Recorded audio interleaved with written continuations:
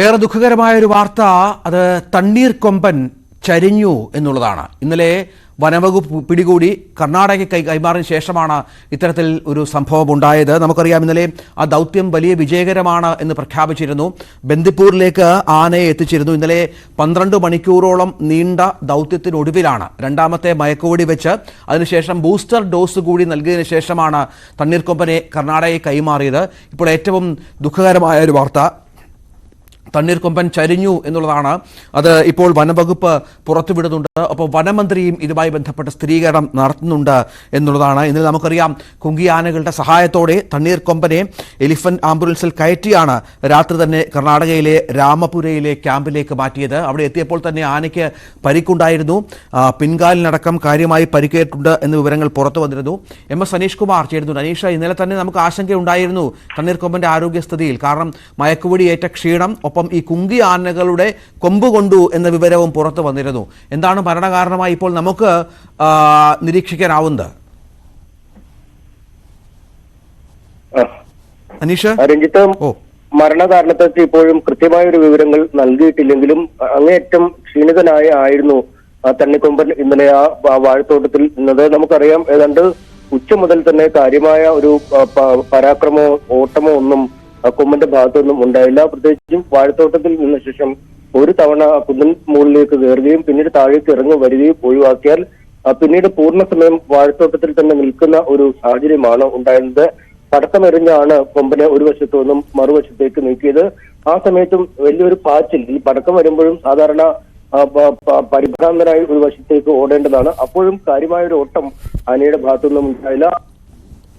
മയക്കോടി വെച്ചിരിക്കുന്നത് 4 തവണ മയക്കോടി വെച്ചു എന്ന് നമുക്ക് മനസ്സിലാക്കാൻ സാധിക്കുന്നു. പക്ഷേ 2 തവണ മയക്കോടി കൊമ്പന്റെ ദേഹത്ത് കൊണ്ടിട്ടുണ്ട്.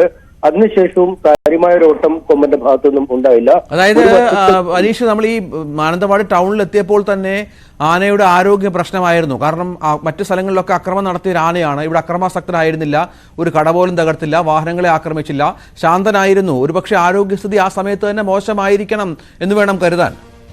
തീർച്ചയായും അങ്ങനെ വേണം നമുക്ക് കരുതാൻ. കാരണം യാതൊരു തരത്തിലുമുള്ള പ്രകോപനം ആനയുടെ ഭാഗത്തുനിന്നും ഒരു ഭാഗത്തേക്കും ഒരു തരത്തിലും ഉണ്ടായില്ല. ജനക്കൂട്ടം അത്രയും 4 വശത്തായി തിങ്ങിക്കൂടി ആർപ്പ് വിളിച്ചിട്ടും ആന യാതൊരു തരത്തിലുള്ള പ്രകോപനം ഉണ്ടായില്ല. ഒരിക്കൽ മാത്രമാണ്, അതായത് വാഴത്തോട്ടത്തിൽ നിന്നും കുന്നിൻ ചെരുവിലേക്ക് ഓടിക്കയറാൻ ശ്രമിച്ചപ്പോൾ ആ സമയത്ത് ആളുകൾ അവിടെ നിന്ന് ആരവം മുഴക്കിയപ്പോൾ മാത്രമാണ് ആ കുന്നിൻ ചെരുവിലേക്ക് വീണ്ടും കയറാനുള്ളൊരു വിപുലമായ ശ്രമം നടത്തിയെങ്കിലും ആന തിരിച്ച് താഴേക്ക് തന്നെ പോരുകയായിരുന്നു. അങ്ങേയറ്റം ക്ഷീണിതനായിരുന്നു എന്നാണ് നമുക്ക് അതിൽ നിന്നും മനസ്സിലാവേണ്ടത്. കാരണം കൃത്യമായ വലിയ വേഗത്തിലുള്ള ചലനങ്ങൾ ആനയുടെ ഭാഗത്തൊന്നും ഉണ്ടായില്ല.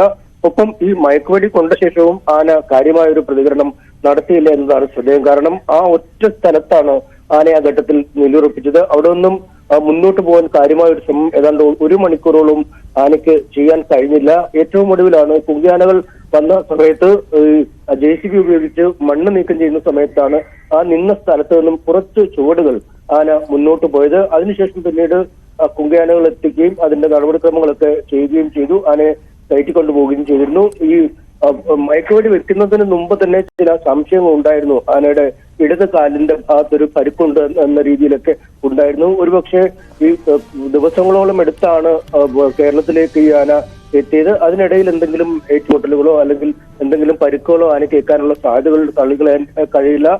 മയക്കുവെടിക്ക് ശേഷം ഒരുപക്ഷെ ബൂസ്റ്റർ ഡോസ് പിന്നീട് പോകുന്ന വഴിയിൽ നൽകാനുള്ള സാധ്യതകളുമുണ്ട്. എന്തായാലും കർണാടക വനംവകുപ്പിന്റെ കൈവശം എത്തിക്കഴിഞ്ഞ ശേഷമാണ് ആനയ്ക്ക് ഇത്തരത്തിലുള്ള ഒരു അവസ്ഥ ഉണ്ടായിരിക്കുന്നത് എന്ന കാര്യം വ്യക്തമാണ്. പക്ഷേ ആരാണ് ഇതിന്റെ ഉത്തരവാദികൾ, അല്ലെങ്കിൽ എവിടെ നിന്നാണ് ആനയ്ക്ക് പ്രശ്നങ്ങൾ പറ്റിയതെന്ന് അടക്കമുള്ള കാര്യങ്ങൾ കൃത്യമായി അന്വേഷിക്കും എന്നാണ് ഇപ്പോൾ. അതായത് ഒരു തവണ മയക്കുവെടി വെച്ച് കാട്ടിൽ വിട്ട ഒരു ആനയാണ്, നമുക്കറിയാം. അതിനുശേഷമാണ് ഈ ജനവാസ മേഖലയിലേക്ക് എത്തുന്നത്.